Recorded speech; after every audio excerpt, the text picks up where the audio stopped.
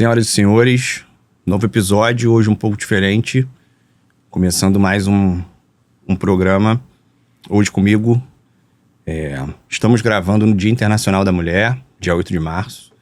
E eu queria iniciar esse episódio com um texto que eu recebi hoje, na verdade foi publicado por uma pediatra em um grupo de pediatras aqui do Rio de Janeiro.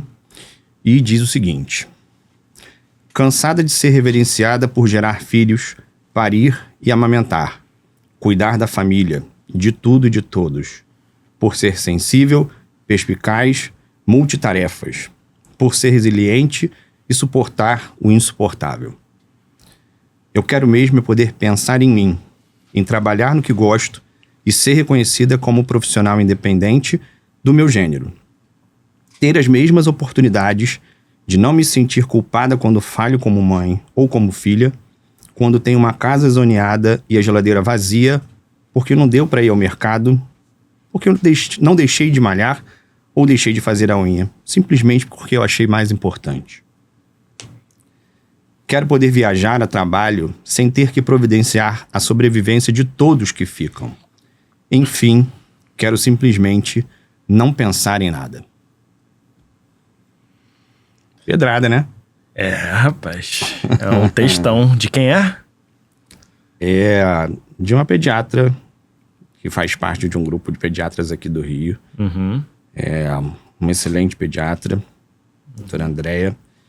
E a gente tinha combinado hoje de falar nesse Dia Internacional da Mulher, né? Uhum. Que muitas pessoas esquecem, na verdade, eu acho, da principal função desse dia, que é trazer pra gente questões para serem discutidas, debatidas e ainda hoje, né, as mulheres buscarem igualdade. Sim. Então eu acho que a gente precisa falar, aproveitar o dia de hoje para falar principalmente sobre o que as mulheres sofrem, não da perspectiva da mulher, já que somos homens e jamais teremos, né, a capacidade de descrever isso com tanta verdade, com tanta verossimilhança, né? Uhum.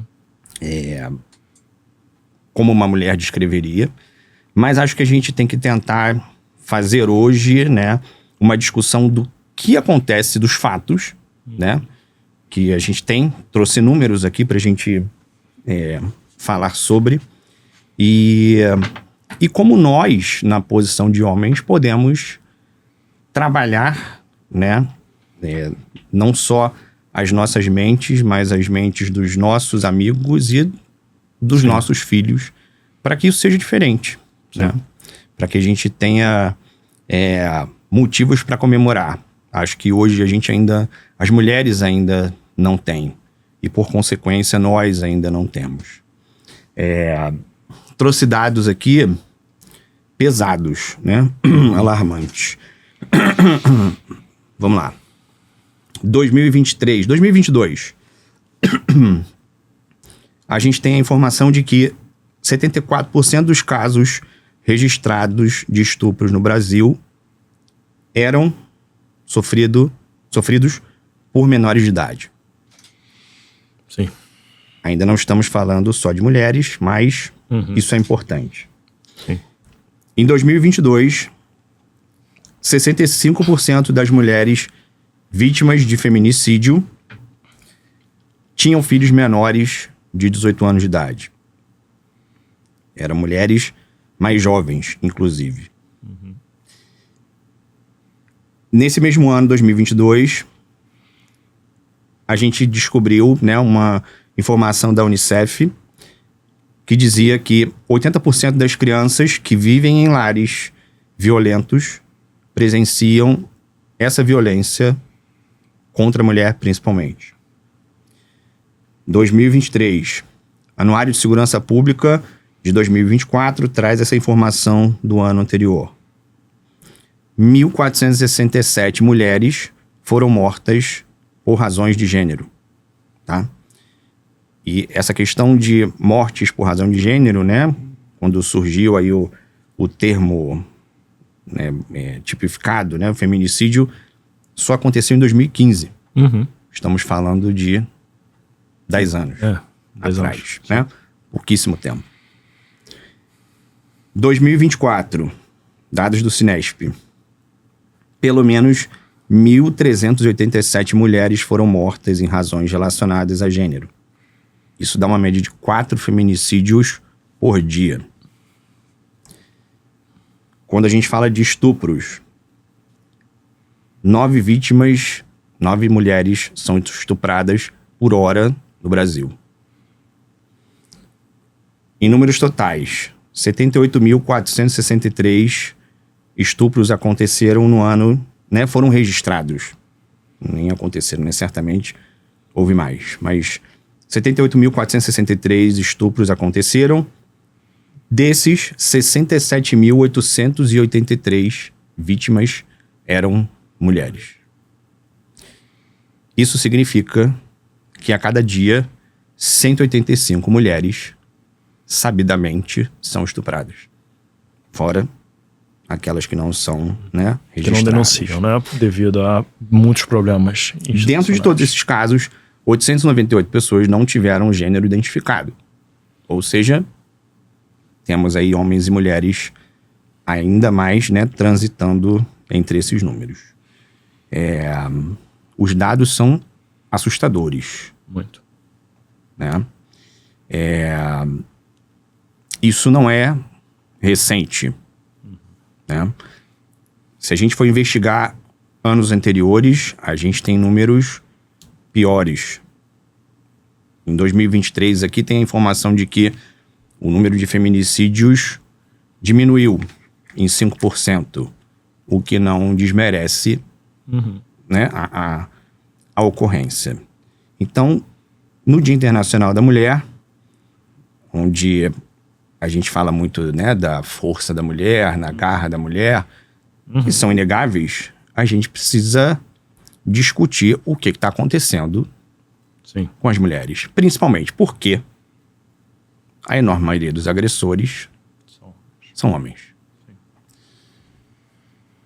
O que a gente tem a falar sobre isso? O que a gente tem a falar sobre isso? Eu falei e saí correndo. Jogou a bomba no meu colo. Cara, eu lembro uma vez num grupo do WhatsApp dos meus amigos de infância que eu joguei essa bomba mais ou menos uma vez num Dia Internacional da Mulher. Porque começou tendo essas piadas. Primeiro, do tipo assim, feliz dia do... E aí uma piada machista, trazendo algumas coisas que você vai encontrar facilmente na internet, alguma piada do tipo assim, deixa eu pensar aqui, uma besta, tipo, sei lá, da mulher reclamando da toalha molhada na cama, sei lá, ou aquele, o que você quer comer, não sei, sabe, de uma indecisão feminina, alguma coisa que vai estereotipar, né, no mundo feminino e fazendo assim, ou além dessas piadas, aquela coisa de flores, né, ou disso, da guerreira e tudo mais. E eu lembro que eu exatamente comentei algo que eu fico muito orgulhoso de ter você aqui como meu parceiro dessa luta que a gente está tendo, né, de divulgar, né, a partir do podcast todas essas nossas reflexões, que o Dia Internacional da Mulher, ele não é um dia de comemoração. Ele é um dia da gente lembrar da luta por direitos das mulheres. E se é um dia pra gente lembrar da luta, é pra gente fazer uma reflexão. Do tipo assim, beleza, nós avançamos até aqui. Que bom que a gente avançou até aqui. Mas agora a gente tem que avançar pra onde? Qual a direção que a gente vai tomar? O que falta ainda a percorrer? E não só o que falta a percorrer, o que nós temos que fazer para atingir esses objetivos, né?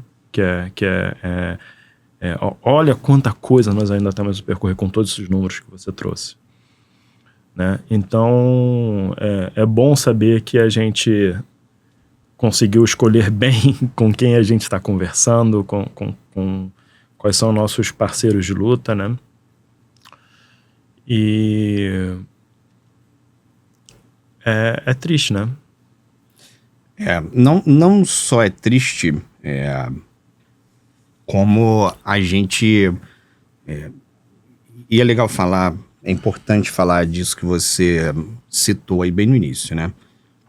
A violência contra a mulher, a gente está muito acostumado a pensar no tapa, na agressão física, na questão, né, de você ver uma lesão para existir uma violência.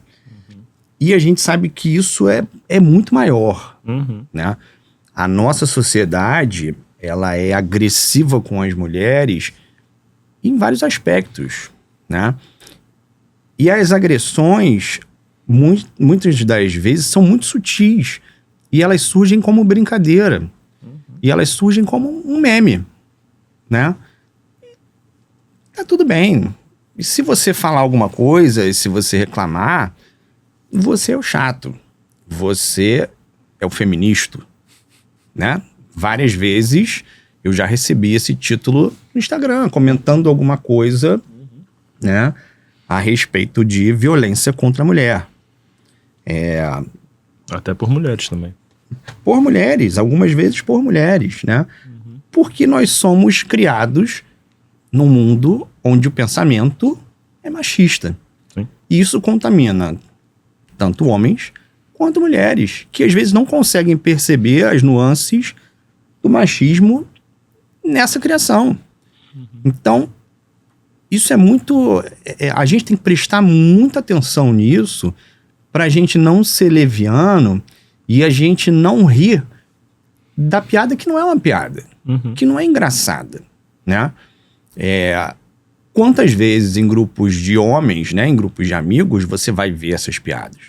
Quantas vezes em grupos de homens você vai ver vídeos de mulheres, né, que foram filmadas por seus namorados, às vezes sabendo, às vezes não, e esses vídeos vazam na internet, né? Então, e como é que a gente age diante disso? Como é que a gente faz, né? Como é que você faz para que isso não seja amplificado? Como é que a gente freia esse negócio? Porque o homem, ele é pressionado muitas vezes, e eu não estou tirando a nossa responsabilidade, mas existe uma pressão masculina, né, do homem, principalmente em relação ao homem, de ter atitudes que são ditas de homem. E rir dessa piada faz parte. E praticar essa piada faz parte. E perpetuar esse discurso faz parte. Sim. Então, é importante que a gente entenda que a violência não está só no tapa. O tapa, eu acho que o tapa e a morte, né? Hoje a gente vê mulheres morrendo por conta disso. Hoje a gente vê, não, né? Sempre houve, mas hoje a gente classifica isso como um crime especificamente. Mas por trás desse ponto final, existem muitos outros tipos de violência. Existem as ameaças dentro de casa, né? Existem as perseguições.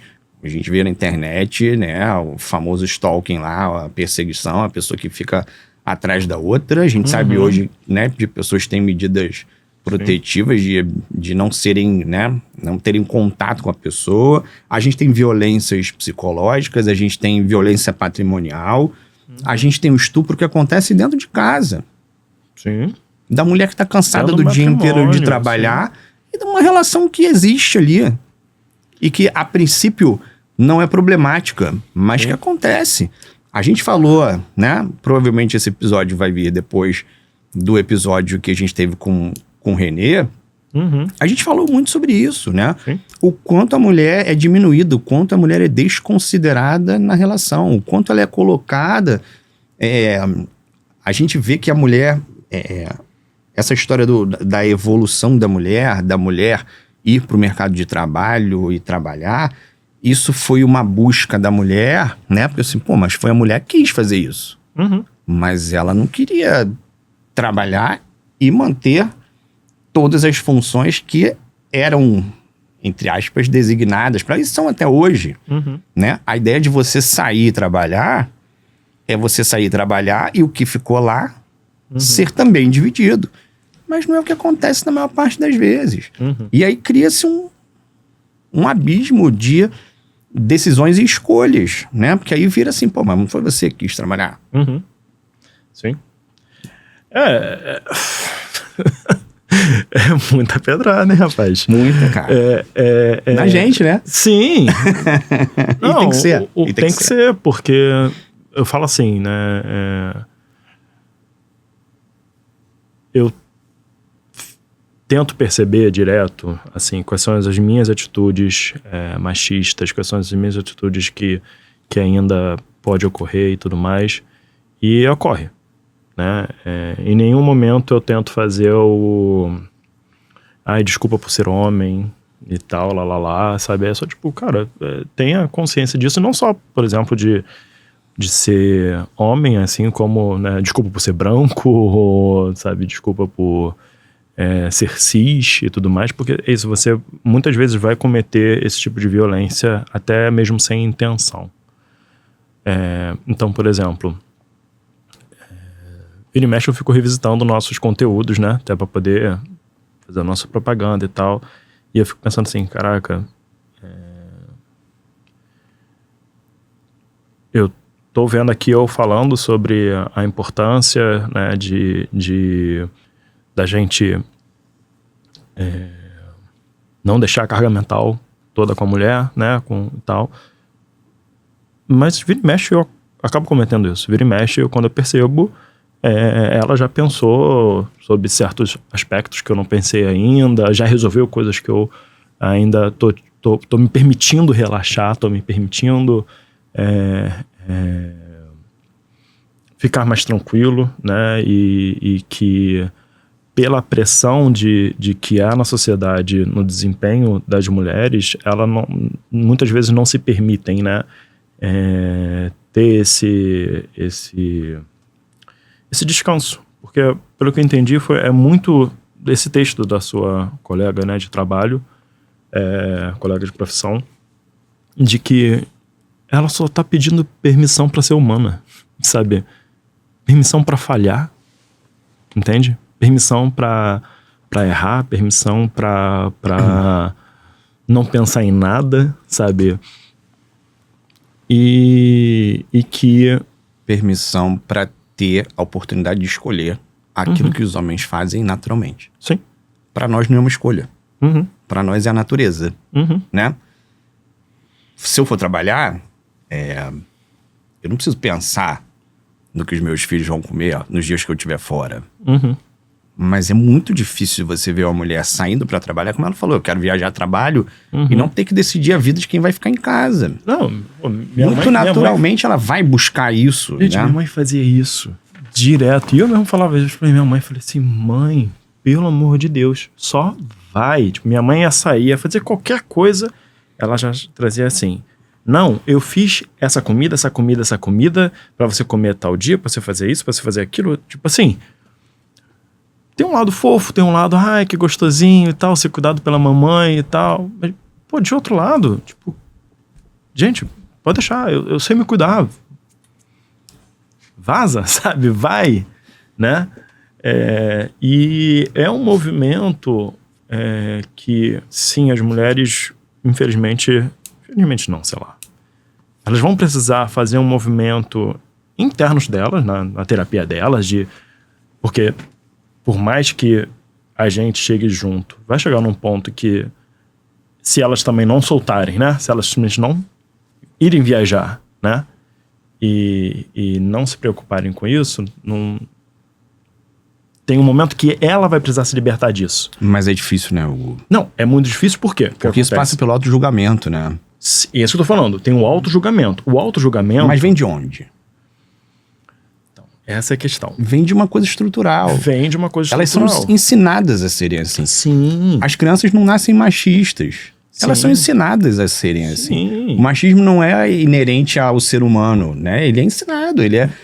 Eu vi você compartilhando sobre um caso de racismo que teve no Sub-20. Sim. Um dos caras que estavam cometendo ato racista estava com uma criança no colo. Sim.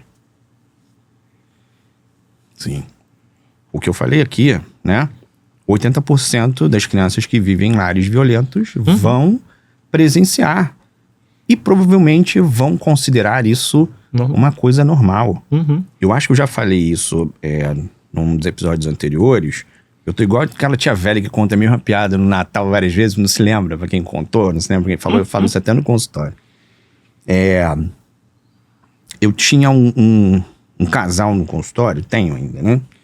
Que eles se tratam de uma forma muito agressiva. E pra eles isso é natural. A primeira consulta com eles foi difícil pra mim, porque eu achei que eles iam sair no tapa. De verdade, eu fiquei constrangido, sabe? Você vai se escondendo, você fala, cara... E era uma violência bilateral, era de ambos os lados. Sim.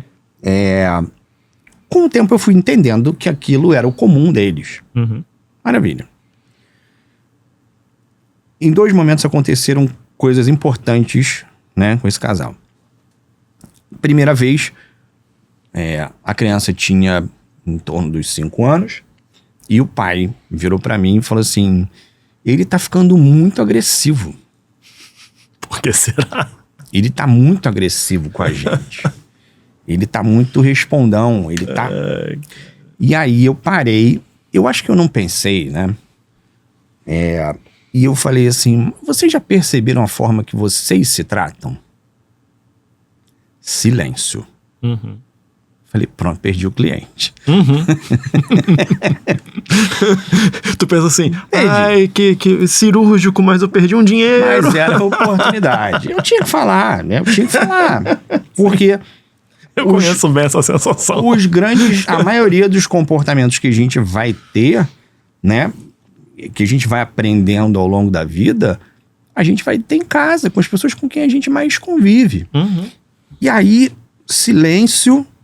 E eu falei, olha, a gente tende a reproduzir aquilo que a gente mais vive, aquilo que a gente vê os nossos principais cuidadores fazendo. Se você convive muito com pessoas violentas, aquilo vai ser natural para você. Sim. Maravilha. Foram embora, ok, acabou o assunto ali, voltaram. Achei que não iam voltar, mas voltaram. Voltaram com um segundo filho, uma segunda filha, né? Vou dizer aqui o quê?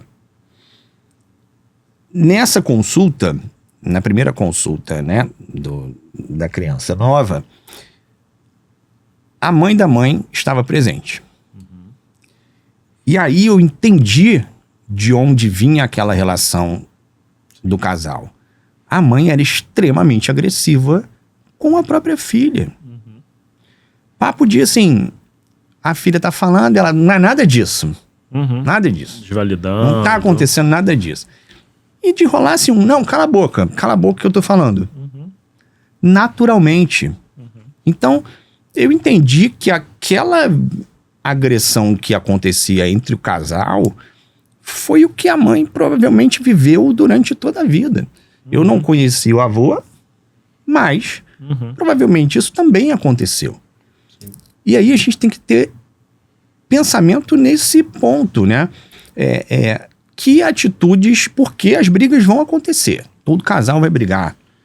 Isso é uma das certezas da vida, né? Não existe relacionamento 100% isento de discordâncias e de brigas.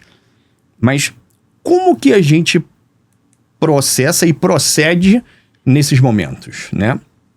O quanto que as crianças veem essas brigas acontecerem? De que forma essas brigas acontecem? São discussões acaloradas? Existe agressão verbal? Existe ofensa claramente, né, declarada? Existem gritos?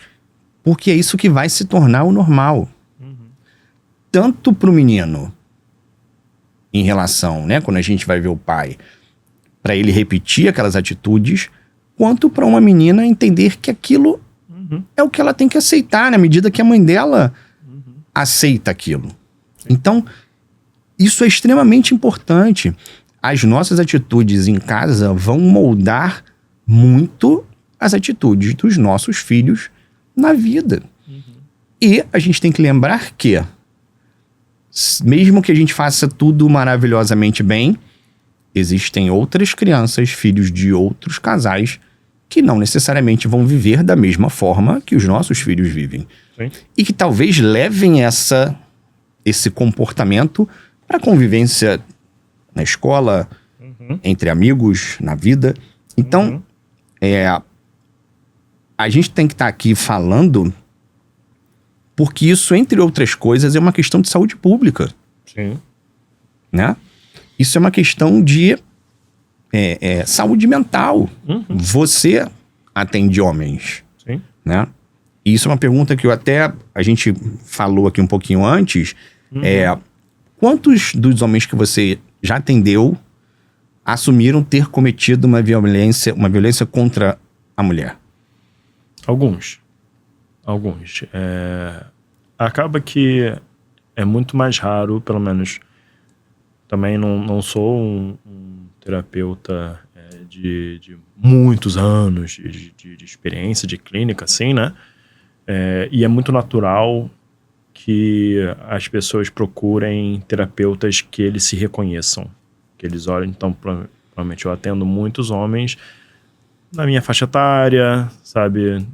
Inclusive até de esquerda e tudo mais e tal. Então, os homens que já chegaram e trouxeram, que cometeram violência contra a mulher, são homens que, inclusive, trazem um sofrimento até muito grande. Assim, um arrependimento muito grande. Tipo assim, minha vida... Eu não mereço mais viver, eu não mereço estar em sociedade porque eu cometia esse ato aqui, assim, né? E é uma grande questão, né? Como terapeuta, né? E que defende as mulheres e tudo mais, vou acolher essa pessoa, né? Que está em sofrimento, porque, por exemplo, eu trazendo isso aqui, eu tenho certeza que vão ter pessoas que vão olhar assim, tadinho daquele filho da... né? Que cometeu um estupro, sabe? Entende? Uma coisa nesse sentido. Até porque isso é uma coisa muito, muito, muito interessante, assim, né? Eu não sei números, não sei se você chegou a pegar esses números, porque seria um número mais qualitativo do que quantitativo, porque as pessoas confundem muito, falando de estupro em si, que estupro é um ato somente violento, tipo assim, agressivo. Tipo assim, eu pego uma pessoa aleatória da rua, levo para algum canto, ou nem levo para nenhum canto, arranco a roupa, né, e forço, sabe? Eu acho que eu chutaria que os números desse tipo de estupro, seriam muito mais baixos do que outros tipos de estupro. Entende? Então, há muitos casos de homens que cometem estupros porque na cultura de estupro que nós estamos embebidos, né, nós participamos,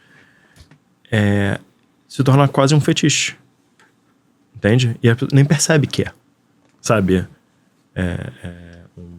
um estupro em si. E depois que eles se deparam com aquilo, seja porque a mulher, sim, denunciou aquilo pra ele, e aí ele se ligou no que ele realmente fez, né? O sofrimento e tudo mais e tal. Então, há uma cultura de estupro muito forte. Eu até acho que seria um episódio muito interessante pra gente discutir, assim, muito mais a fundo. Acho que vale a pena a gente, só pra posteridade, pensar um convidado pra discutir isso, né? Uhum. Alguém que viva isso mais na tem vida, um estudo, né, mais cotidianamente, profundo, sobre isso. Então, sim. Acho super importante. Legal lembrar que você tá falando, né, do que é estupro e o que não se você tem uma relação com uma mulher, namorada, ficante, qualquer coisa, né, entrou no calor da situação, se no último momento ela diz que não, e você não força, é estupro. É estupro, sim. E acabou. Sim. E não há discussão. Se você não usa preservativo dizendo que vai usar, é estupro. E a mulher não percebe, Sim. né? É estupro. Então, isso tem que ser muito... Eu ouço uma frase que me irrita, porra, pra cacete. Que é assim, porra, mas hoje o mundo tá muito chato, né? Chato pra quem, né? E aí as pessoas falam isso como se coisas naturais e pouco importantes estivessem em jogo, né? Hoje eu vi um vídeo da Vera Iaconelli, que é uma pessoa, né, uma psicóloga que eu acho fantástica. Eu sou super apaixonado pelo trabalho dela. Sempre que eu vejo algum vídeo dela no YouTube, eu paro e assisto. E ela fala uma coisa muito interessante, né? Ela começa o vídeo falando uma coisa muito interessante.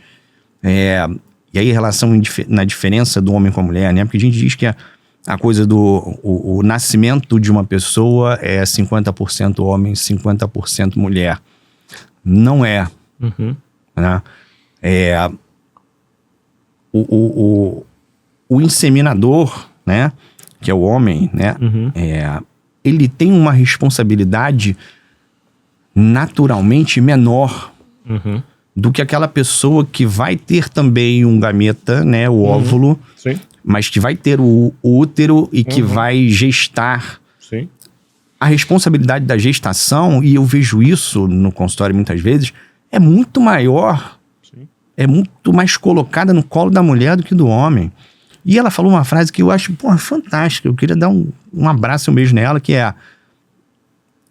se algum dia alguém chega na porta da sua casa com 15 anos dizendo, um prazer, sou seu filho, ela não vai estar falando isso para um homem nunca. Ou melhor, uma mulher nunca. Nunca. Não tem como. Uma mulher não pode passar por isso, ela não tem escolha de passar por isso. Quem vai parir, quem vai ter, quem vai dar à luz essa criança, é a mulher. Sim. E muitas vezes o homem nem tá ali. E muitas vezes o homem desaparece quando ele descobre que vai ser pai. Sim. A gente já falou sobre isso em alguns, né, outros episódios. Sim. Então, a gente tem uma carga de responsabilidade, de peso, e a sociedade coloca isso e realimenta isso e retroalimenta isso ao longo do tempo, né? Que faz com que a mulher ela seja parcialmente idolatrada, né? Olha que lindo você ter o poder de gestar. Olha que lindo você ter a possibilidade de amamentar. Mas para que ela acumule muitas funções. Mas é muito doido isso, que essa coisa do privilégio de amamentar, o privilégio de gestar e tudo mais, que há dá pra gente falar sobre o poder, um certo poder que a mulher ganha ao estar gestante, ao gerar uma criança e tudo mais, ou ao casar, né? A questão é que, tipo assim, a gente pega na sociedade, a gente tá falando das piadas, né? No começo do episódio. Eu lembro de eu, adolescente, pensar isso, mas nunca consegui falar exatamente em voz alta, porque essa questão, né? A sociedade, ela vai falando de uma forma tão alta, né? Tipo, a sala de aula, né? O jeito de crianças, professores, e estavam falando de uma forma tão alta que quando você pensa um pouco diferente, e a sua primeira reação é tipo assim, cara, eu devo estar pensando isso errado, né? Que é isso, tipo assim, o quanto que quando você vai retrocedendo, tipo assim, a sua existência, você sempre volta pro saco do seu pai. Sabe? Tipo, você é o espermatozoide vencedor. Mas eu sou só metade, aquilo era só metade minha. Né? Na verdade, geneticamente, nem metade né? Porque as mitocôndrias do espermatozoide não entram, né? Então, geneticamente, a gente tem sempre mais material da nossa mãe do que do nosso pai. Então, nem 50% Sim. E eu lembro uma coisa maravilhosa que eu vi, eu nem sei se realmente cientificamente comprovado isso, mas de que o óvulo, ele não aceita o primeiro a chegar, ele seleciona. Tipo assim, que... Na verdade, você precisa você precisa dissolver uma camada que você tem ali em volta do óvulo. E um espermatozoide só não consegue fazer isso. Você tem que ter vários jogando substâncias ali para aquilo ir meio que dissolvendo e alguém conseguir entrar. Então, é um acaso total. Então não é necessariamente o primeiro. Porque nessa coisa não, é igual a lata de azeitona. Todo mundo vai dando uma forçadinha. O último que abre... Não necessariamente é o mais forte. Ele é só o que aproveitou o giro de todo mundo. O capacitismo. Cara. E essa coisa não se fala disso. A parada de... Que é isso? Você tá lá tendo o primeiro contato sobre sexo, sei lá, com a quinta série, sexta série. Acho que é quinta série, né? Tanto que é essa... Lá, tipo, vamos estudar sobre os gametas, sobre o aparelho reprodutório e tudo mais. É tipo, o espermatozoide mais rápido... Não é. Não necessariamente. Não é. Que loucura, cara. E é muito doido, porque a gente vive com isso, né? E como você tá falando, assim, né? Pô, mas a gente é legal de pensar assim, mas a gente não pode, né? Não, mas que eu tô... Eu não tô dizendo que você tá falando... Não, é porque eu esqueci o foco que eu ia chegar, porque você falou essa informação, e pra mim é muito simbólico, para vários momentos, inclusive na relação entre gêneros, né? Mas eu lembro de um professor de escola, fazendo uma piada sobre isso, falando assim, sobre essa questão, trazendo até, que vai entrando no pensamento popular, falando assim, fazendo uma comparação de uma mulher grávida, com uma geladeira dessas de rua, que você coloca uma moeda e você compra um refrigerante. Entende? Ele falando assim, tipo assim, se você pega e coloca uma moeda nessa geladeira, né? E você pega o refrigerante. O refrigerante é seu ou é da geladeira? Fazendo uma comparação, que quando você goza dentro da mulher, ou seja, você coloca a moeda dentro e sai dali uma criança, a criança é sua, não é da mulher. E quantos homens assumem a paternidade? Não, isso aí, já que ele quer discutir isso, que é uma imbecilidade total. Mas você tá entendendo? Mas a questão é, sempre transforma como é que tem um ser humano que pensa nisso, em um objeto. Né? Uma objetificação que a gente vê, em vários momentos, né? Exatamente. E vai liberando o quê? Violências, porque se é um objeto... O objeto não sente, o objeto, foda-se, é uma utilidade pra mim, né? É um meio para um fim, entende? Então, você vai pegando várias piadas, várias coisas que vão reforçando essa ideia de que a mulher pode aguentar qualquer coisa, porque ela não é um sujeito pensante, um sujeito para eu respeitar, para eu considerar, entende? Ela é um meio para um objetivo, seja para o meu prazer sexual, seja para um desejo meu de ser pai, mas ser pai é só ter filhos, não é cuidar, né? Seja para ser uma cuidadora minha, sabe? Vai fazer minha comida, vai arrumar minhas coisas. Mas a mulher é dada esse peso, né? Que não é colocado como peso, mas a coisa do cuidar né? A mulher cuida melhor, né? Por quê? Porque cuida melhor quem quer cuidar. Cuida melhor quem às vezes não tem escolha. Que tem que cuidar. Sim. Né? É história. Não dá pro o moleque de 15 anos chega lá e vai falar com o homem, não vai falar com a mulher. E provavelmente essa criança de 15 anos, né? Esse adolescente de 15 anos que chega pra falar pro cara que é filho dele, durante esses 15 anos foi cuidado por outra mulher. Sim. Então, a gente tem que pensar muito e colocar muito a mão na consciência. E aí eu não tô querendo ser mártir de nada, não.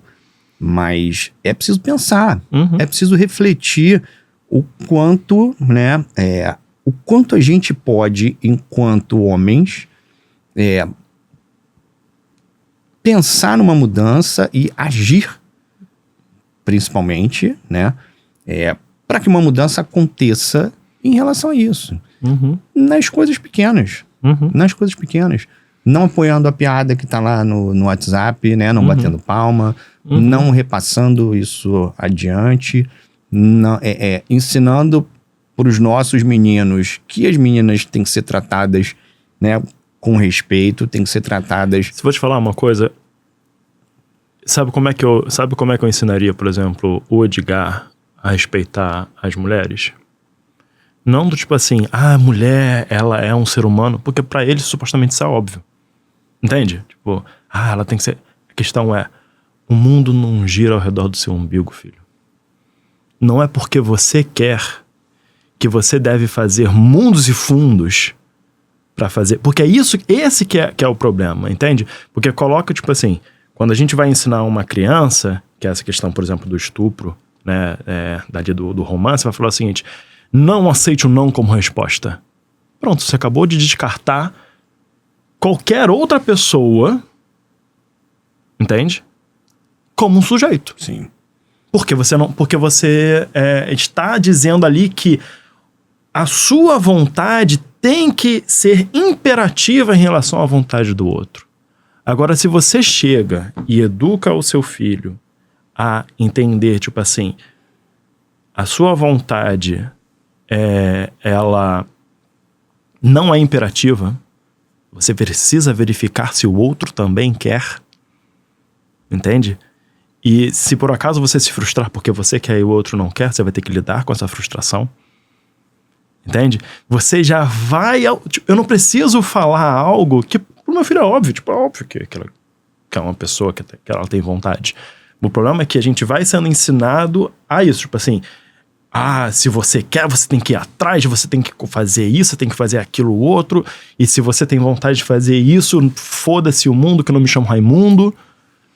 O machismo não é natural, né? O machismo não é natural. Não é natural. É isso que a gente tem que entender. É porque parece que a gente nasce com isso, né? Tá lá no nosso gene e é codificado e é expresso, né, de como se isso fosse um comportamento natural. E não é. A gente ensina isso para as crianças, né? E se a gente consegue ensinar isso, a gente tem que conseguir ensinar a outra forma. Um dia desses, e é isso como você falou, né? Outras pessoas vão ser tudo mais. O meu sobrinho, ele amava My Little Pony. Ou ama My Little Pony. E uma menina uma vez falou pra ele, isso é um desenho de menina. Não, então... Tipo, aí minha irmã comentou que ele tava assistindo My Little Pony com o volume mais baixo pra poder não perceberem que ele tava assistindo esse desenho que ele gostava de ver. Entende? Então, vai ter a educação de casa, vai ter a educação da rua, infelizmente, também. Vão ter esses choques de cultura. Mas a gente precisa começar a ter uma educação com os nossos filhos, que é sempre uma educação introspectiva, não é necessariamente tipo assim, presta atenção no outro. Não, presta atenção em você mesmo. Presta atenção no que você está fazendo. Assuma seus privilégios. Sim. Assuma os seus erros. Entenda que são erros. Entenda que você tem privilégios que uma mulher provavelmente não vai ter. Tente agir de forma igualitária. Isso a gente tem que começar a ensinar de pequeno, né? A gente tem que tirar essa coisa que eu ouço muito e me irrita muito também. Hoje eu tô desabafando muito. Que bom. Que é falar mal do feminismo. Porra, a culpa é do feminismo. Eu me arrisco a dizer que pelo menos 95% das pessoas não tem ideia do que o feminismo prega. O feminismo não é o contrário do machismo. Pra começar. Não é. Pra começar. Porque as pessoas falam do feminismo como se fosse, né, a encarnação do mal. E, na verdade, o que o feminismo traz é a ideia de igualdade. Sim. Não é a ideia do machismo. O machismo traz uma ideia de superioridade masculina em relação à mulher. Se a gente começa a entender isso, qualquer pessoa dizer que o feminismo é algo ruim mostra que ela não entende o que o feminismo fala no seu princípio básico. Sim, e as pessoas não entendem, tipo assim, por exemplo, eu falei exatamente isso com a minha mãe, acho que foi hoje. Ela veio, Hugo, posso fazer uma pergunta pra você e tal, lá. E o feminismo, ele é um movimento social, político, de mulheres em prol de igualdade de gênero. Esse é o resumo de definição do que é o feminismo. E a palavra igualdade tem que estar lá. É pra ficar lá com... É pra ficar lá. Essa questão. Porque, tipo assim, igual... Beleza, vão ter... E aí, por que é importante isso? Se ele é um movimento social político, né? Ele vai ter um recorte sócio-histórico. Entende?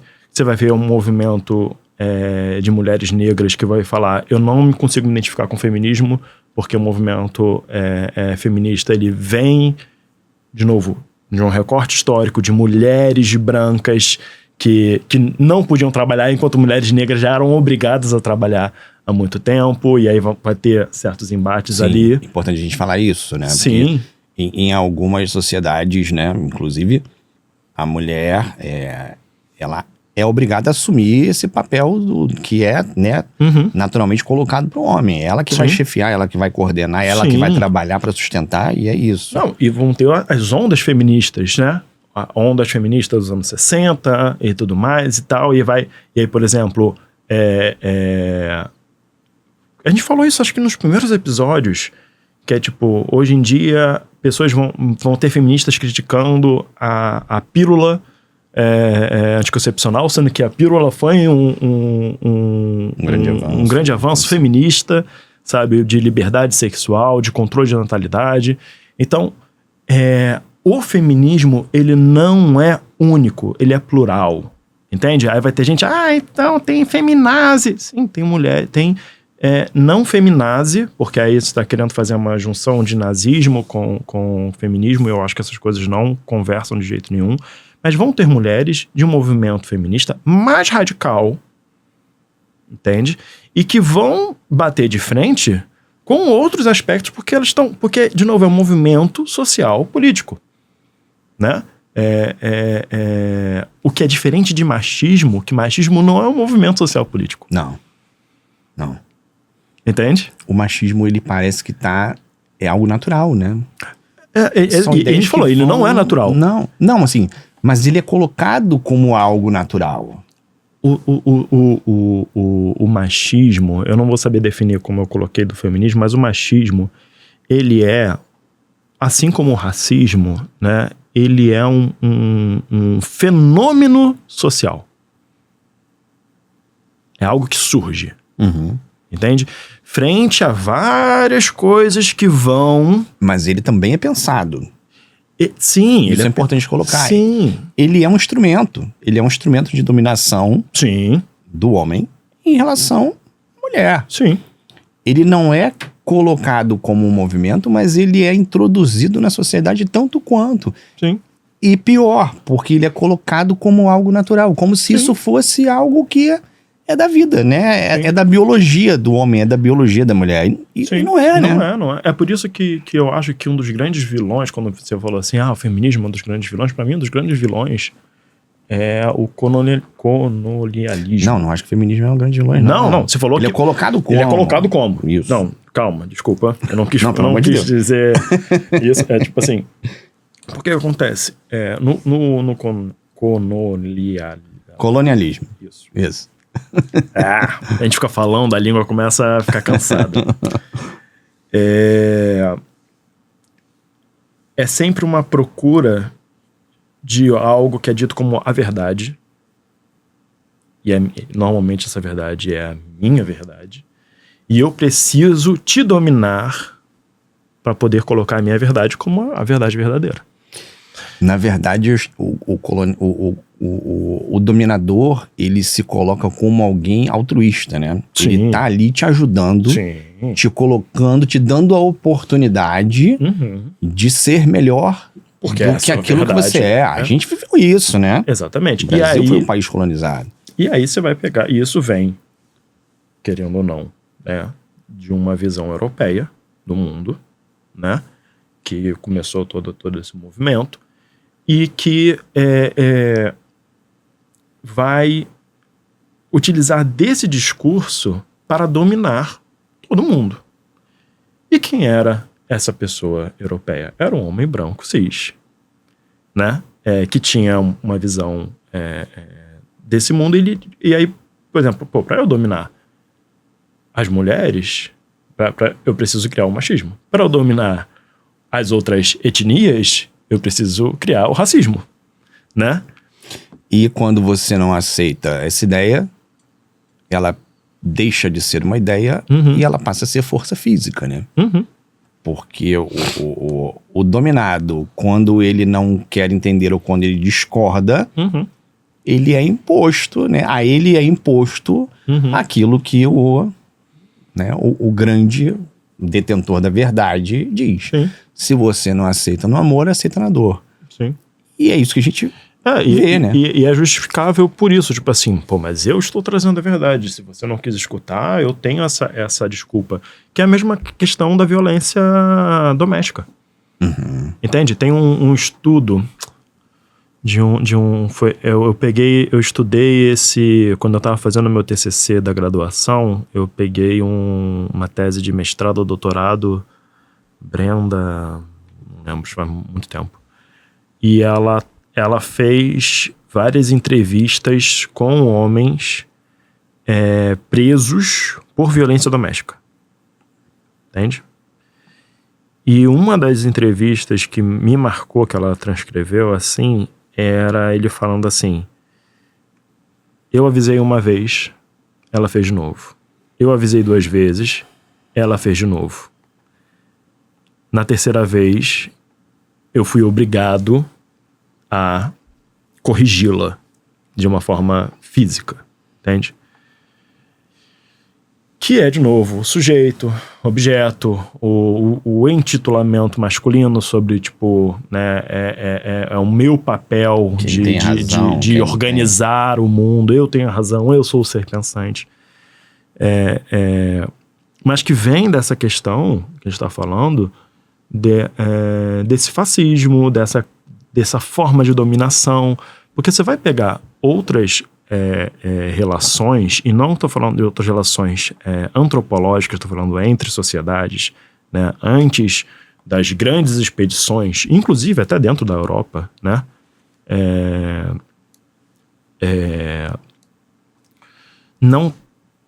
eles conviviam, havia uma convivência entre modos de viver, e havia conflito, havia guerra, havia conflito, sempre houve, entende? Mas essa coisa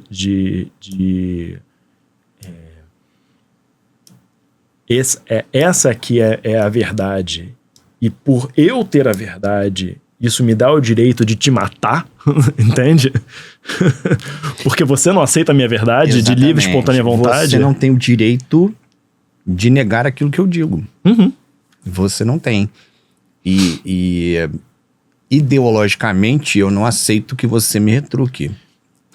E às mulheres, isso foi imposto em vários momentos na história do mundo, né? Da história do ser humano. Sim. As mulheres foram colocadas ou como ameaças, ou como bruxas, ou como loucas, e elas iam ser queimadas na fogueira, meu amigo. Qualquer desculpa por, tipo assim, o que você falou eu não gostei, então toma ali que é uma punição, ou de extrema ou chegar até a morte. Quantos casos você vê de homens que são assassinados pelas ex-mulheres e quantos casos você vê de mulheres que são assassinadas ou pelo namorado, ex-namorado, pelo ex-marido?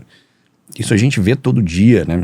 Isso a gente vê todo dia. Pessoas que não aceitam, e aí você como psicólogo vai falar muitíssimo bem sobre isso, que passa pela questão do não saber lidar com a frustração, do não saber ouvir o não do outro, né?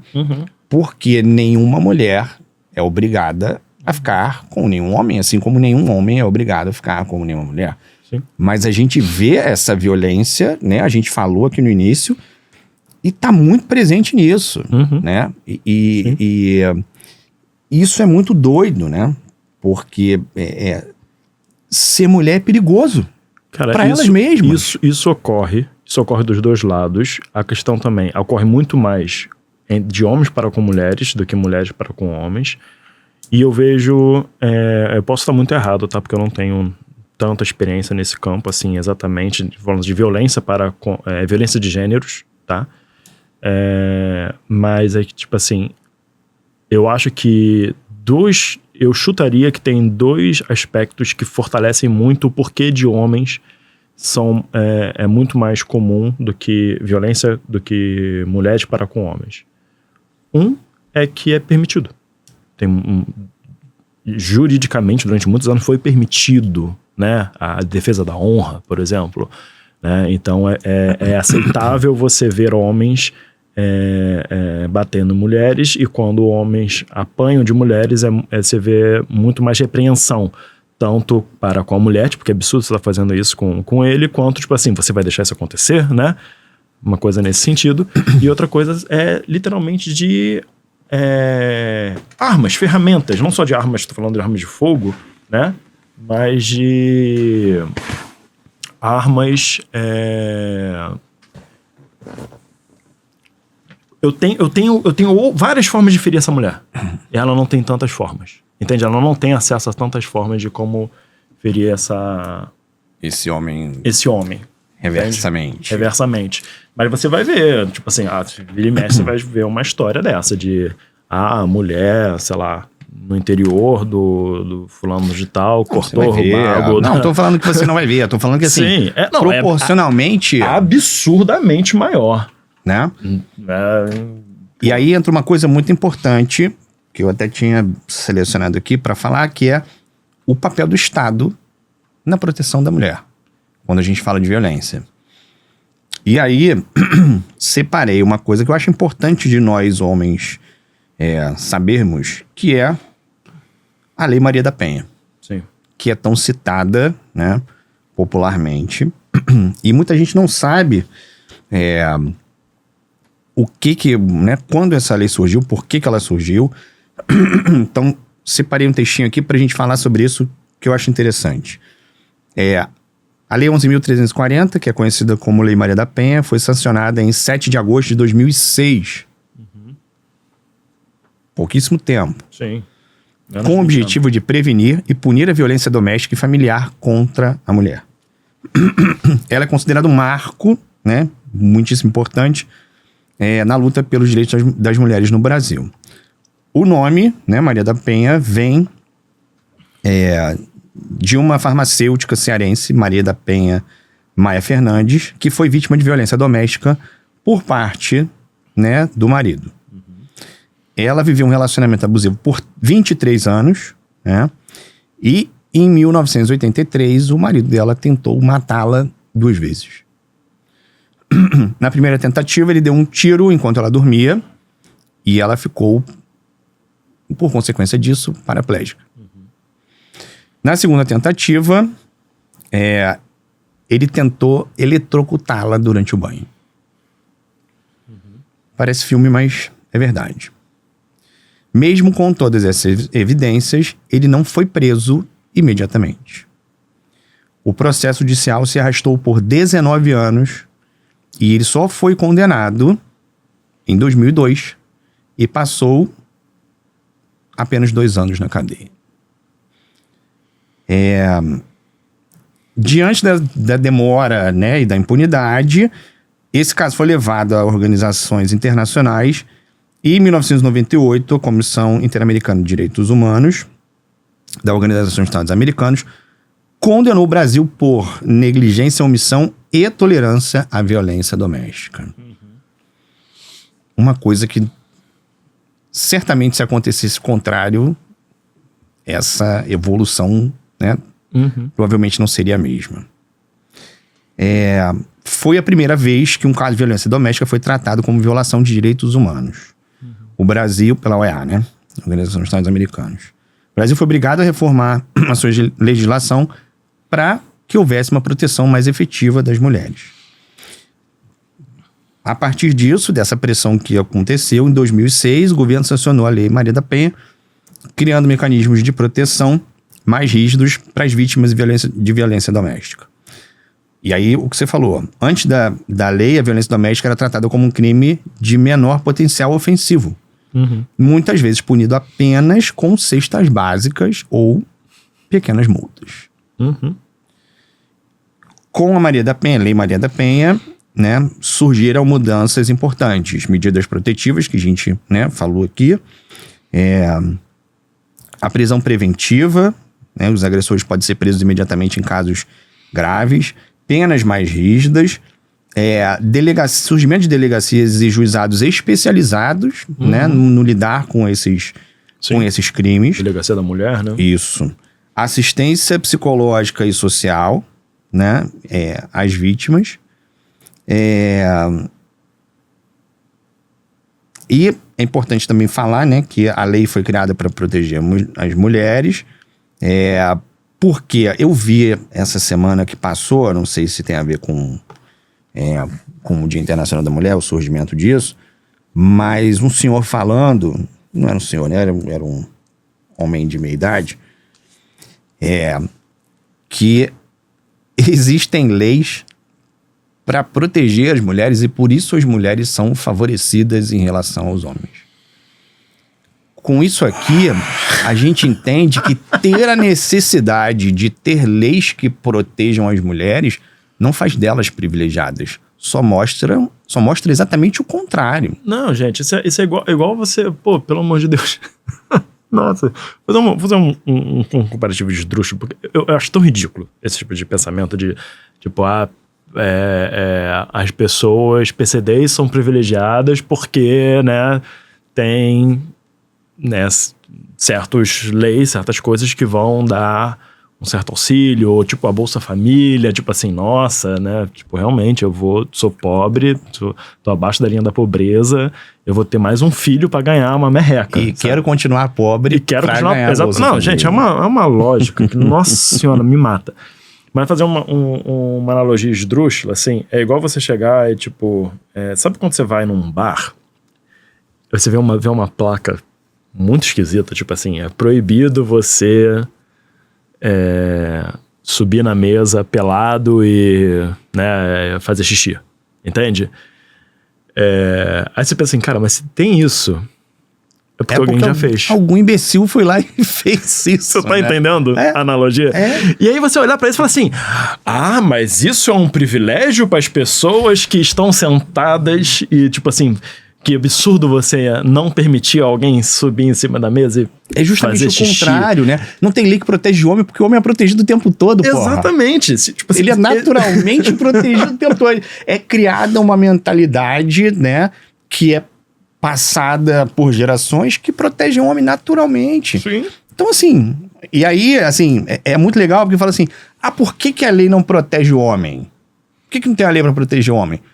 Porque o homem, se ele for lá usar o Código Penal, naturalmente, né, o 1.0, ele já vai ser protegido. E não como as mulheres eram. Mas tem medida protetiva que afasta a mulher? Tem, também. Né? Também acontece isso. Mas foi o que a gente falou. Quantos casos você vai ver de homens, né, comparado à atitude das mulheres? As mulheres sofrem muito mais a violência por conta disso. Então, assim, precisar de leis que te protejam, né, especificamente, não é um privilégio. E a gente tem que pensar uma coisa seguinte, né? A justiça dos homens, olha só até o gênero, né? A justiça dos homens. A justiça, ela é feita por nós, né? Homens também, até por gênero também, mas, enfim, por humanos, né? Eu tô querendo, no momento, não problematizar tanto esse ponto aqui, assim, dá pra problematizar? Dá, mas tá, justiça é feita por humanos. Ela não é uma justiça, de novo, ideal, ela não é, tipo assim, irretocável, né? Ela vai cometer erros também, entende? Esse que eu tô querendo dizer. E por quê? Fazer mais uma curvinha. Existem estudos que mostram que pessoas bonitas têm mais tendência a receberem penas mais brandas do que pessoas consideradas feias. Ou seja, a estética, ela é levada em conta inconscientemente dentro de um júri, né? Dentro de um julgamento. Antes, você colocava um homem e uma mulher em falando assim, houve aqui uma violência, uma mulher cometeu uma violência contra esse homem, ela provavelmente não ia receber sua cesta básica de punição.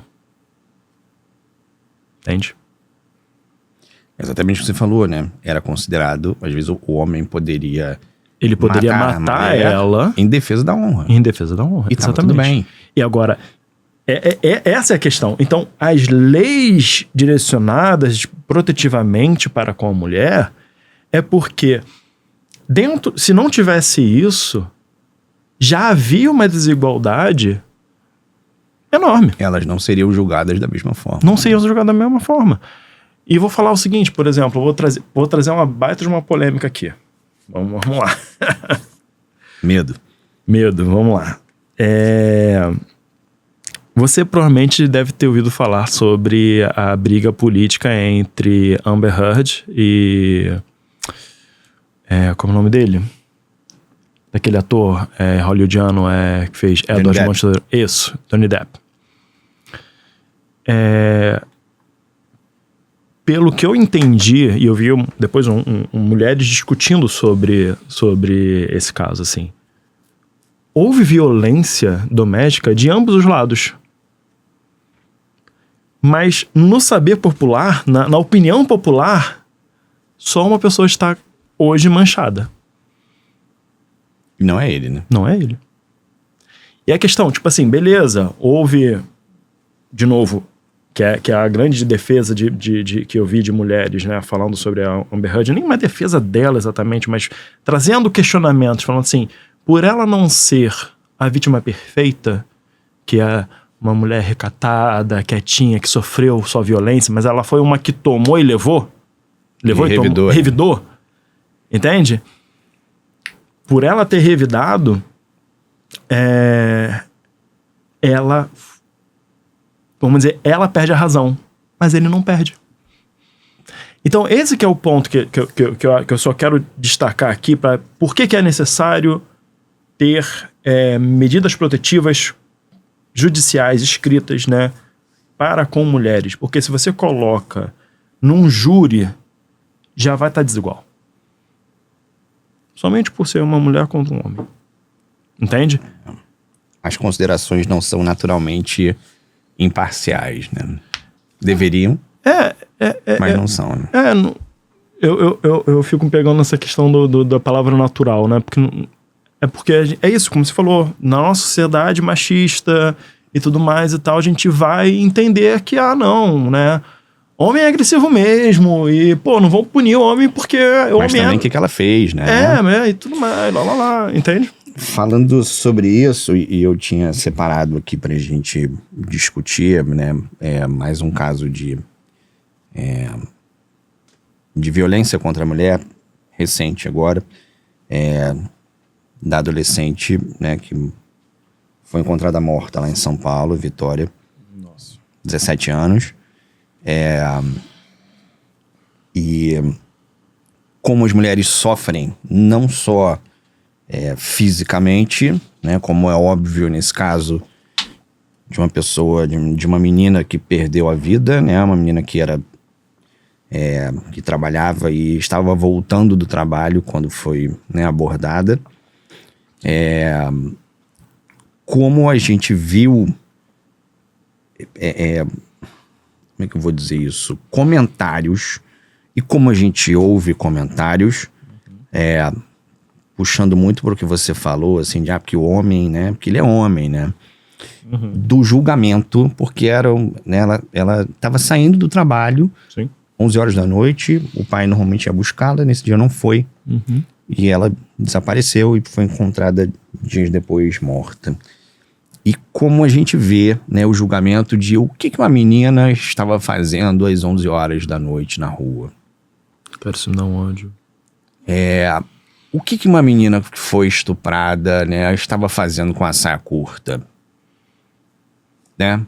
O que uma menina que, se envolveu com o cara e na hora disse que não, mas o cara não respeitou e forçou uma relação. Mas também, né? Ela tava pedindo. E a sociedade, né? Culpa, inegavelmente, né? Culpa muito mais a mulher né, vítima do que o próprio agressor, do que o assassino. É como se ele naturalmente tivesse o direito de matar. É sistemizado, cara. É sistemizado. Porque é isso, tipo assim... Você vai pegar, historicamente, entre várias relações de poder, o como que a gente vai diminuindo a violência das pessoas que estão no poder, entende? E entende isso, um homem e uma mulher que estão lado a lado, mesmo que tendo mesmo emprego, vai ter uma relação de poder ali. E o homem vai estar em vantagem. Entende? E não porque ele é realmente melhor, sabe? Mas porque já vão dar isso. E eu vou lembrar, por exemplo, tipo, isso que você tá falando, vou dar um outro exemplo porque que isso é sistemizado, entende? E é pior, e a gente tá querendo exemplificar no caso da mulher, é do homem negro que era influencer do Botafogo. Tu soube desse caso? Não. Cara, um jornalista, ele era jornalista de profissão e ele tinha um blog do Botafogo. Ele, sendo que ele não... O blog dele, né, sobre Botafogo, sobre notícias do Botafogo, o canal dele sobre Botafogo, não dava dinheiro pra ele, o suficiente pra ele se manter. Então ele tinha um trabalho, acho que como garçom, né? E aí, pra voltar pra casa, ele pediu um Ubermoto. Um policial que estava de folga, viu aquela cena e acho que a mulher dele, alguém, falou que aquelas pessoas na moto tinham roubado ela, ele sacou a arma e atirou pelas costas dele. Matou. Matou não sei se matou, se estava hospitalizado. Mas ele tomou a liberdade de fazer isso. Porque era um homem negro em cima de uma moto, voltando pra casa do trabalho. E aí que eu tô falando, eu lembro dos comentários exatamente assim, pô, mas aí também vai andar de Ubermoto, vai trabalhar... Gente, o que tá acontecendo? É culpar a vítima pelo crime sofrido, né? O agressor... É pegar o agressor e botar assim, tadinho dele. Pô, pelo amor de Deus, cara. Mas isso também tá relacionado, quando a gente vê, e você falou aí da questão, né, de uma questão de um homem preto que também, né, passa por outras realidades que eu também não tenho, né, lugar de fala, e nenhum de nós temos lugar de fala para falar sobre isso, mas que são também marginalizados, né, extremamente desses dados de violência, né? A maior parte das mortes violentas acontecem com mulheres pretas. Sim. Né? Isso é um fato. Quando a gente desconsidera o sexo, as pessoas pretas são mais atingidas pela violência. Isso é um fato. Né? Mulheres trans negras também. A expectativa de vida de uma mulher trans é de 30 e poucos anos. Isso é uma outra coisa que aí eu acho que é um assunto muito grande pra gente falar em outro episódio. Que a gente tá falando do Dia Internacional da Mulher, né? E muita gente ainda vai questionar quem é mulher e quem não é. E isso é uma outra briga. Rapaz. Uma outra, né? São outros, não sei nem outros 500, são outros 1.500.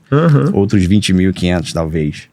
E é muito triste ver, né? Quando isso acontece, quando uma menina trabalhadora, e ainda que não fosse trabalhadora, né? Tá na rua e é agredida, né? Existem alguns suspeitos para essa morte, e um dos suspeitos, né? Pelo que eu estava acompanhando pelas notícias, é um namorado, né? Um ex-namorado. Então, a nossa sociedade, como as pessoas gostam de falar hoje em dia, né? Passa pano para essa galera. Passa muito pano. Passa um pano total, protege, como se, mas o cara, né? E esse pano aí, quando você torce, você sabe qual a cor que sai, né? E a gente viu isso, a gente vê isso, né? Quando a gente fala de estupro e a gente A gente teve alguns casos aí de pessoas famosas envolvidas e condenadas por estupro, né, recentemente.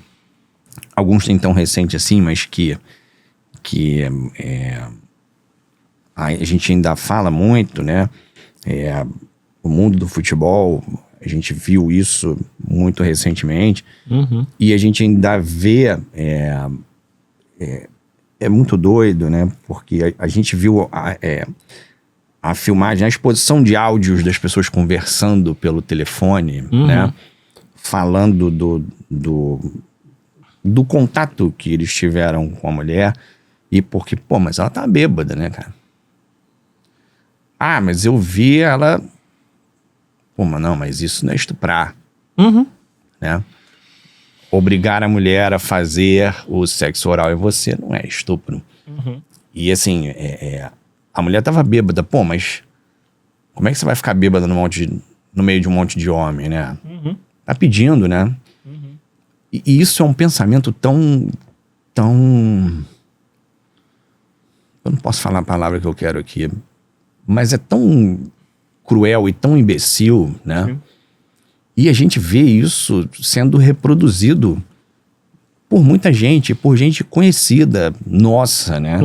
A gente tem pessoas que... A gente conhece pessoas que vão defender essa ideia de que, mas cara, também facilitou, né? Essa história da menina, cara, é óbvio. E eu, como homem, a primeira coisa... E como pai, é o primeiro lugar que eu me coloco no lugar do pai, né? Quando você me conta essa história, o pai sempre buscava a filha, no dia que não buscou, ela desapareceu. A primeira coisa que eu pensei assim, caralho, imagina a culpa, a sensação desse pai que tava ali tentando e tal. Aí, beleza. Agora vamos tentar sair do meu próprio umbigo, né? E nem do meu umbigo, né? Mas do local que eu coloquei ali.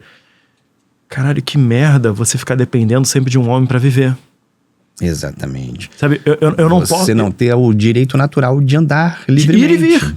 Assim, eu não posso sair às 11 horas da noite pra voltar pra casa, eu dependo do meu pai pra isso, porque se eu não fizer, eu morro. Entende? E isso... Você morta, você estuprada, você assediada de uma forma... Gente, né? é isso. Eu tenho muita consciência hoje em dia do meu privilégio, porque vira e mexe. Tô em Niterói, que é a cidade onde eu moro, e é uma cidade que eu particularmente gosto muito, assim, né? Eu sou do Rio de Janeiro, fui morar em Niterói, e eu me sinto muito seguro lá, assim. Mas eu sei também que minha segurança tá muito a partir do meu gênero, né? Do meu porte físico, de várias coisas, da minha cor, né? De eu não ter traços negroides, todas essas questões. Porque uma vez eu tava conversando com uma amiga minha e foi exatamente isso. Foi aquele tapa na cara que você toma porque você não percebe o seu privilégio, que era tipo assim, eu tô pensando em fazer isso, fazer aquilo, mas eu tô com receio, né, de fazer tal coisa. Era mais ou menos isso, porque eu teria que estar voltando de Uber tal hora. E nem tava considerando de ônibus, tava considerando voltar de Uber, tipo 10, 11 horas da noite. E eu falei assim, mas vai, qual o problema? Ela tipo assim, porque eu tenho medo. Porque eu tenho medo de pegar um Uber maluco e eu morrer. Ser estuprado e morrer. Você não sabe quem tá ali, na verdade, né? E você não sabe quem tá... qual a intenção daquele sujeito que tá ali naquele dia. Tá aí o avião da Malaysian Air que foi sequestrado pelo piloto e o cara levou pra onde ele quis e se matou e matou todo mundo que tava lá. Sim. Né? E você pode passar por isso, e as mulheres têm mais risco de passar por isso. A gente sabe disso, né? E a capacidade de se defender, estamos, né, óbvio, diminuindo o poder, mas a gente sabe que a mulher tá muito mais exposta a isso do que, né? Eu vejo isso em casa, né, cara? Camila de vez em quando sai de madrugada pra ir acompanhar algum parto e, cara, em geral, eu não durmo. Em geral, vou falando com ela até ela chegar na casa e, sabe, fico conversando e a gente vai se falando, porque eu tenho medo, cara. E eu queria, sabe qual seria o meu desejo, meu sonho? Que os homens se incomodassem mais com isso, mas não só porque a sua parceira, a sua mãe, a sua irmã está correndo risco, mas porque você não está entendendo, você vai sempre ser visto como uma ameaça. E eu não entendo como é que homens não se incomodam com isso. Das pessoas olharem com você andando na rua, e você vê o olhar de medo das mulheres para com você. Porque eu vejo. E isso me incomoda. Eu, por exemplo, uma vez, eu estagiei, quando eu estava, né, ainda cursando psicologia, eu estagiei numa escola. Porque eu trabalhava auxiliando uma criança PCD. Era uma criança com paralisia cerebral. E então ela não tinha as funções motoras finas, né, muito bem. Então ela, para ir no banheiro, para fazer cocô, precisava ir um profissional junto para limpar o bumbum dela, da criança. E era um menino. Então ele queria entrar no banheiro de menino. No começo, eu não podia entrar no banheiro para poder limpar a bunda dele. Só podia ser a auxiliar. Por causa de gênero.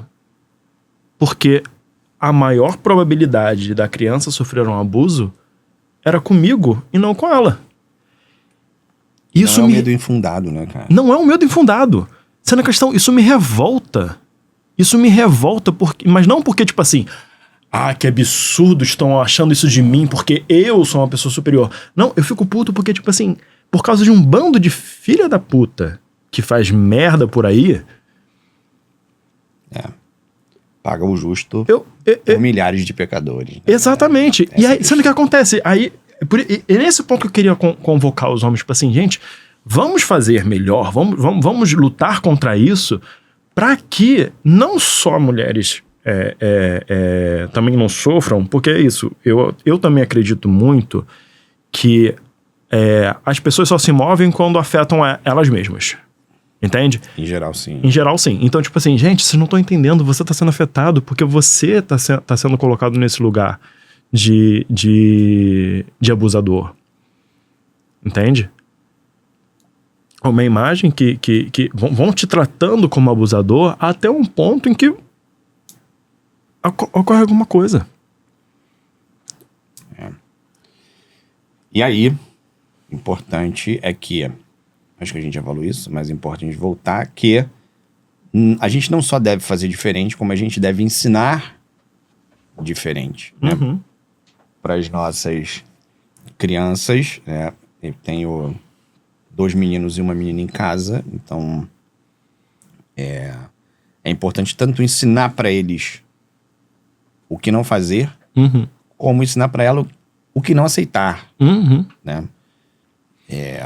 O que não tolerar, o que não considerar normal, né? É importante viver, é importante ser exemplo. E eu acho que eu entendi isso um pouco mais tarde do que eu deveria, mas ser exemplo diariamente, isso é importante, né? Não deixar as crianças participarem das questões, né, mais intensas, das brigas, né? Não deixarem ver, mostrar carinho e respeito por quem tá com você ali, né? Pelo seu companheiro, pela sua companheira. E aí falando, né, de homens mesmo, né?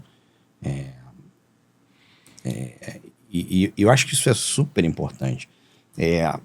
Exaltar muito também, eu acho que isso é fundamental,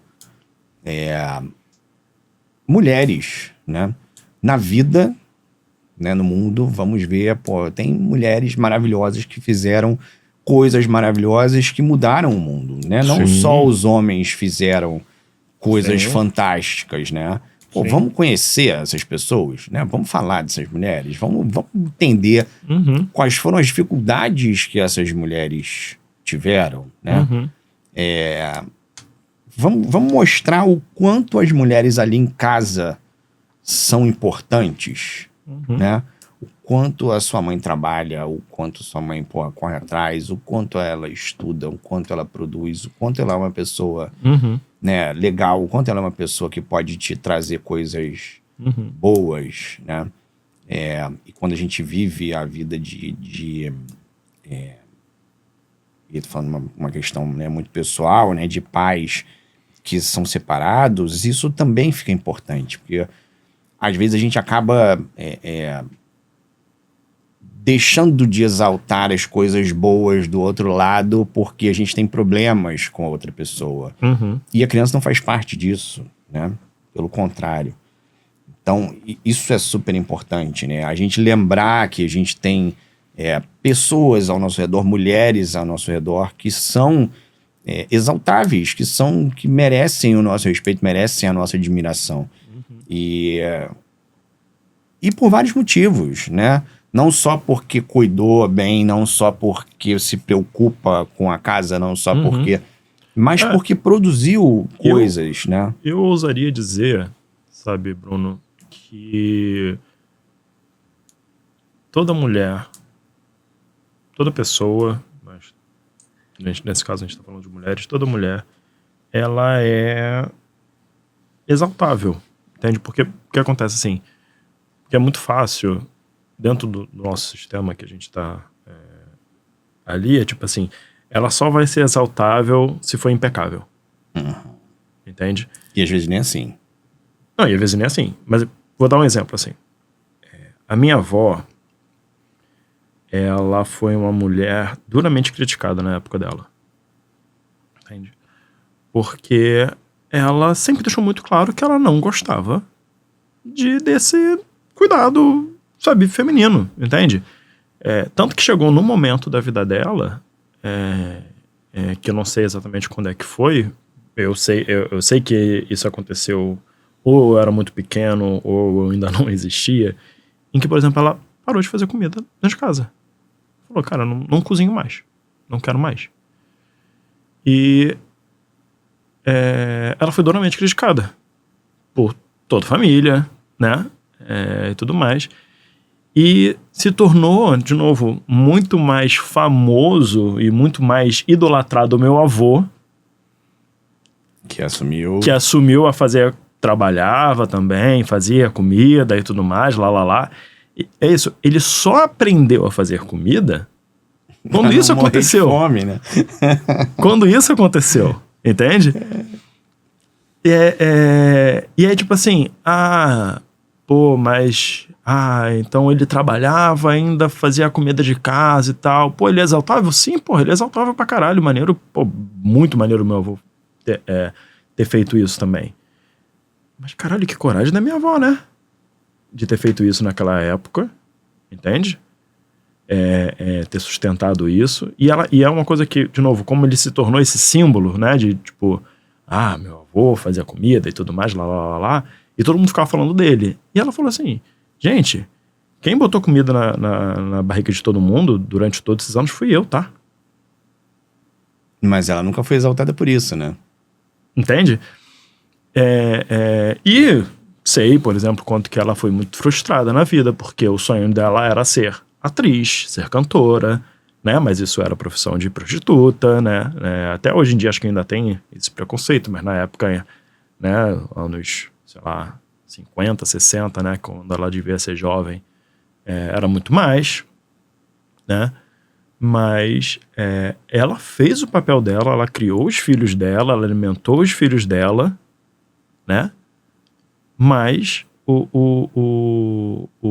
pelo fato dela tomar a liberdade de ser quem ela queria ser, que é tipo assim, eu não quero ser a pessoa que vai fazer comida todo dia, porque eu não gosto, e todo homem tem o direito de falar, eu não gosto de fazer comida, sabe, de alimentar uma casa. Ele tem a escolha, né? Não tem o direito, mas tem a escolha. Exatamente. No fim das contas. Ela não é exaltável. Entende? Nesse sentido. Aí eu vou, tipo assim, conheço outras pessoas que essa questão, eu tenho críticas, entende? Eu falo assim, cara, eu não concordo com isso que você faz. Eu posso ter críticas, mas isso não quer dizer que ela não é exaltável. Não quer dizer que ela não é uma pessoa a ser admirável em outros aspectos da vida. Sim. Entende? Que essa é uma questão feminina, assim, né? De que para essa mulher ser admirada, ela precisa ser maravilhosa em tudo.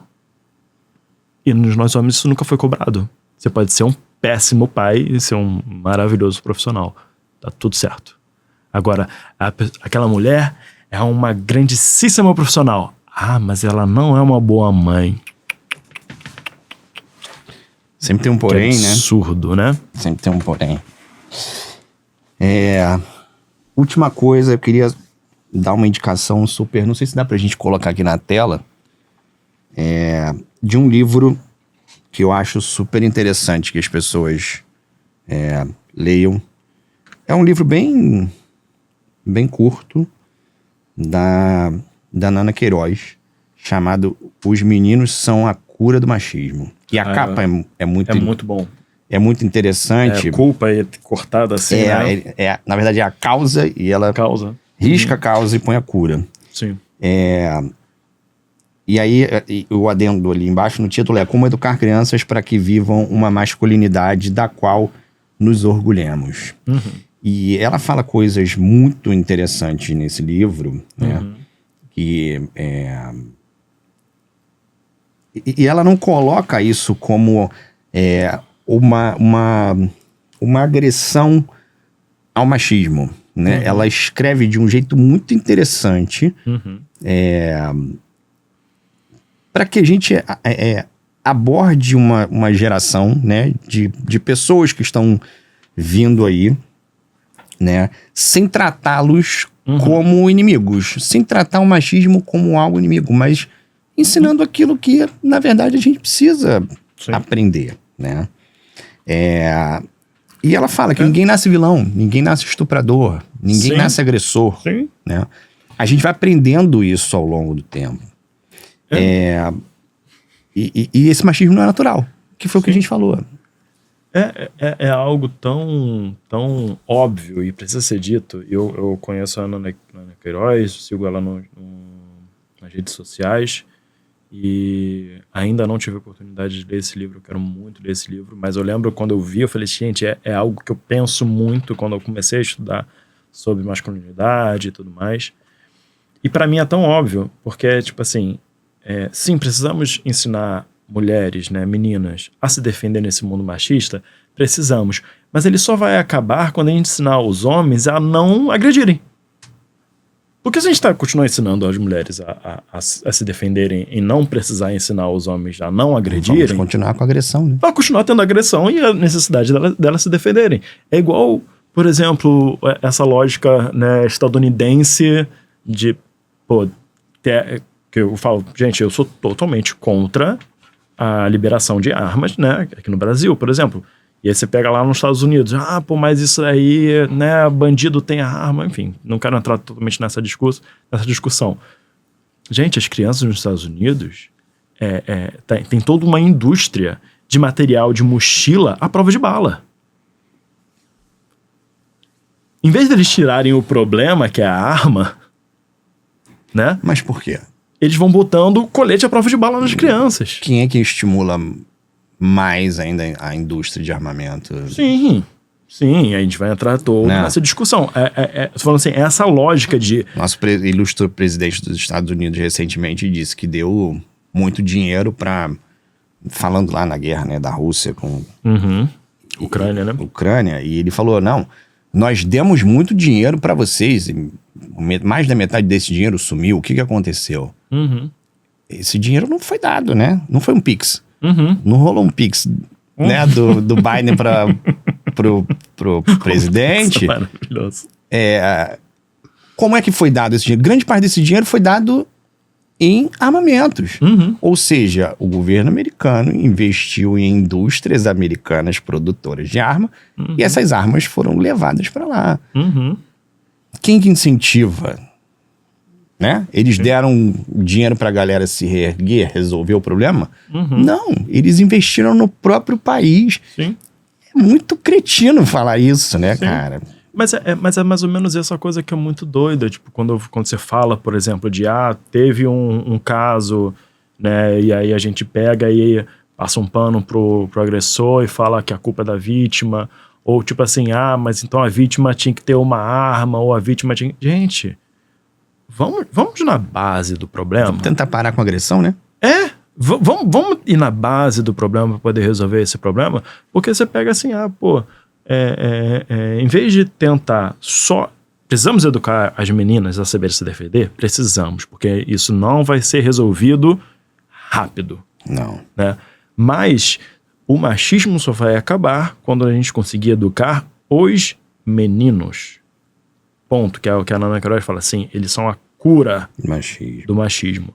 Igual tá falando assim, o que vai resolver o problema de assalto seguido de morte, né, de latrocínio ou da violência no Rio de Janeiro, né, na cidade e tal, não é você colocar armas na população. E nem aumentar a quantidade de polícia na rua. Nem aumentar a quantidade de polícia na rua. A gente tem que pensar nas desigualdades sociais, né? A gente tem que... A violência o problema da violência, a solução para a violência está fora da violência. Uhum. Não é em criar mais violência ou tentar combater a violência. É você agir no que gera essa indignação do sujeito que vai lá te roubar. Sim. Né? Quem comanda o tráfico de drogas verdadeiramente, né? Mas aí quem tá lá no morro. Uhum. Mas então isso, todos os caras que, né, comandam as bocas de fumo têm MBA em gestão, porque é um negócio que movimenta milhões. Pelo amor de Deus, cara. Você achar que isso é absurdo. Tipo, pô... A gente vê a pontinha do iceberg, né? Se fosse tão maravilhoso assim, né? O homem mais rico do mundo estaria na favela, pô.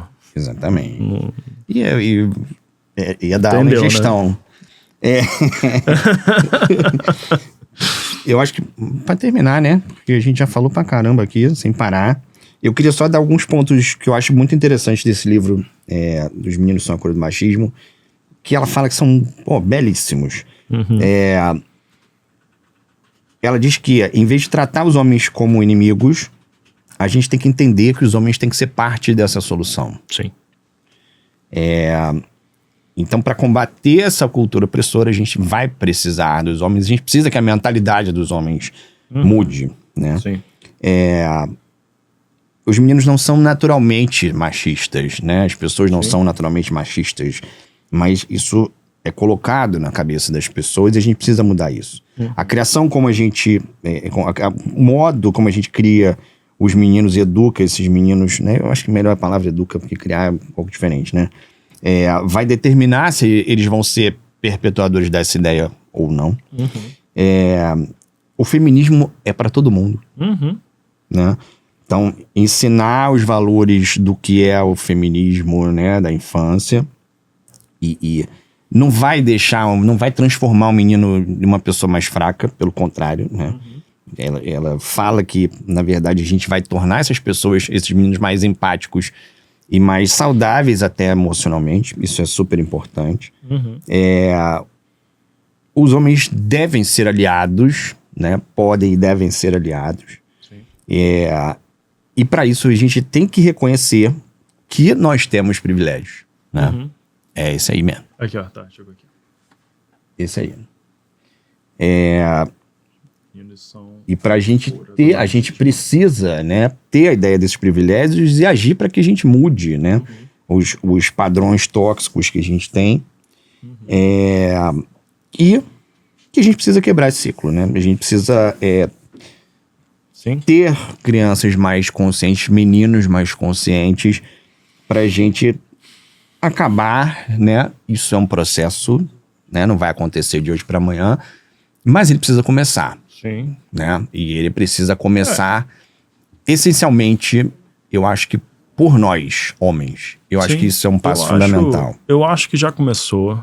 Eu acho que a gente tem que continuar, a gente precisa reforçar, porque eu vejo vários movimentos, assim, que, de novo, é natural que todo movimento existe um contra-movimento.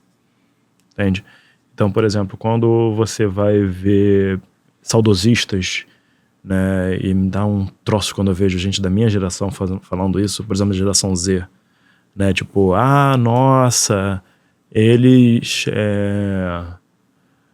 tão assim, tão assado, sabe, alguma coisa assim, e quando você vê, é exatamente já que eles não estão correspondendo a certa expectativa de masculinidade, que já é diferente da nossa geração, né, então já vejo esse movimento que já é muito interessante, né? Eu acho que a geração Z, que agora está se tornando adulta, né? Vai vir atropelando várias dessas questões. Quando eles começarem a ter filhos, acho que vai ser muito interessante, que eles vão começar a trazer outros questionamentos em relação a isso. Eu vejo, por exemplo, meu filho,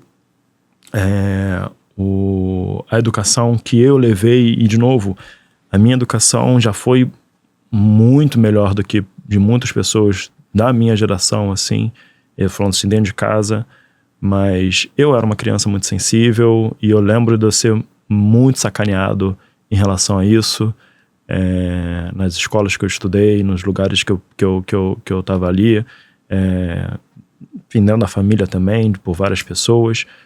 E eu vejo, por exemplo, o meu filho Edgar, uma criança também muito sensível, né, dele, por exemplo, nas brincadeiras, ele não gosta por mais que ele goste de brincadeiras de lutinha, sabe, ele não gosta de uma agressão real, sabe, que ocorre de vez em quando, assim, mas eu vejo outros meninos, assim, cara, tomou um socão na cara e tá, tipo, de boa. E eu não quero chegar pra ele e falar, pro meu filho falar, se endurece aí, filho, aguenta. Vira homem, né? Vira homem. Não, pô, tu não gosta? Sai de perto, sabe? E acho legal, acho interessante de colocar, você falou assim, eu era uma criança muito sensível. Talvez você fosse mais livre para manifestar os seus sentimentos. Sim. Isso acaba levando a uma coisa que você já falou, se eu não me engano, no nosso primeiro episódio lá, que é a vulnerabilidade, né? Sim. Mostrar-se vulnerável, as pessoas têm medo Sim. disso, né? As pessoas acham que vulnerabilidade é fraqueza. Sim. É sinônimo de imperfeição, né? Eu não posso ser fraco, eu não posso ser vulnerável. Eu não posso me mostrar dessa forma. E quantas vezes a gente se sufoca por conta disso. Sim, eu lembro, uma das razões que me fez estudar masculinidade, e isso foi num gap grande de anos, né? Porque eu fiz isso, eu fazia terapia aos 18 anos. Que eu lembro que foi quando eu trouxe isso pra minha terapeuta. E eu só fui, e 18 anos era tipo 2009, se eu não me engano. E eu só fui fazer meu TCC, que foi estudar, que foi quando eu comecei a estudar masculinidade, isso foi 2016, 17. Então tinha um espaço relativamente grande assim, né? Eu lembro de eu levar pra minha terapeuta, assim, falando assim, cara, me incomoda sentir tanto. Me incomoda viver tão intensamente, de sofrer tanto.